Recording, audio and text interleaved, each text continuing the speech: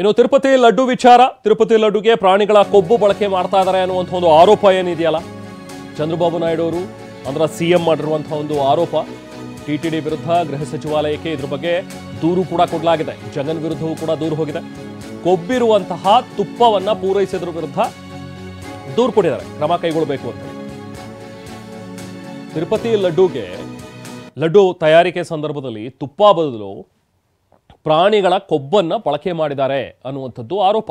ಈಗ ಜಗನ್ ಮೇಲೆ ಇರುವಂತಹ ಒಂದು ಆರೋಪ. ಸೊ ಹಾಗಾಗಿ ಜಗನ್ ಸೇರಿದಂತೆ ಟಿಟಿಡಿ ವಿರುದ್ಧವೂ ಕೂಡ ಗೃಹ ಸಚಿವಾಲಯಕ್ಕೆ ದೂರನ್ನು ಕೊಟ್ಟಿದ್ದಾರೆ. ಮಾಜಿ ಸಿಎಂ ಜಗನ್ ವಿರುದ್ಧ ಕೇಳಿಬಂದಿರುವಂತಹ ಆರೋಪ.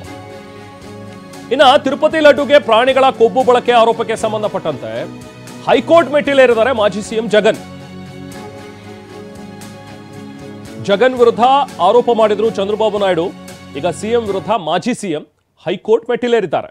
ನನ್ನ ಮೇಲೆ ವಿನಾಕಾರಣ ತಪ್ಪು ಹೊರಿಸಲಾಗ್ತಾ ಇದೆ, ಆರೋಪಗಳನ್ನು ಮಾಡ್ತಾ ಇದ್ದಾರೆ ನನ್ನ ಮೇಲೆ, ಬಹಿರಂಗವಾಗಿ ಈ ರೀತಿಯಾಗಿ ತೇಜೋವಧೆ ಮಾಡುವಂತಹ ಪ್ರಯತ್ನ ಮಾಡ್ತಾ ಇದ್ದಾರೆ. ಸೊ ಹಾಗಾಗಿ ಇದ್ರ ಬಗ್ಗೆ ಕ್ರಮಕ್ಕೆ ಆಗ್ರಹಿಸಬೇಕು, ಕ್ರಮಕ್ಕೆ ಸೂಚನೆಗಳನ್ನು ಕೊಡಬೇಕು, ಕ್ರಮಕ್ಕೆ ಆದೇಶವನ್ನು ಕೊಡಬೇಕು ಅಂತ ಹೇಳಿ ಹೈಕೋರ್ಟ್ ಮೆಟ್ಟಿಲೇರಿದ್ದಾರೆ ಜಗನ್ಮೋಹನ್ ರೆಡ್ಡಿ ಮಾಜಿ ಸಿಎಂ. ನಿನ್ನೆಯಷ್ಟೇ ಆಂಧ್ರ ಸಿಎಂ ಚಂದ್ರಬಾಬು ನಾಯ್ಡು ಒಂದು ಗಂಭೀರ ಆರೋಪವನ್ನು ಮಾಡಿದರು ಜಗನ್ ಮೇಲೆ. ಸೊ ಇದಕ್ಕೆ ಸಂಬಂಧಪಟ್ಟಂತೆ ಈಗ ಹೈಕೋರ್ಟ್ ಮೆಟ್ಟಿಲೇರಿದ್ದಾರೆ.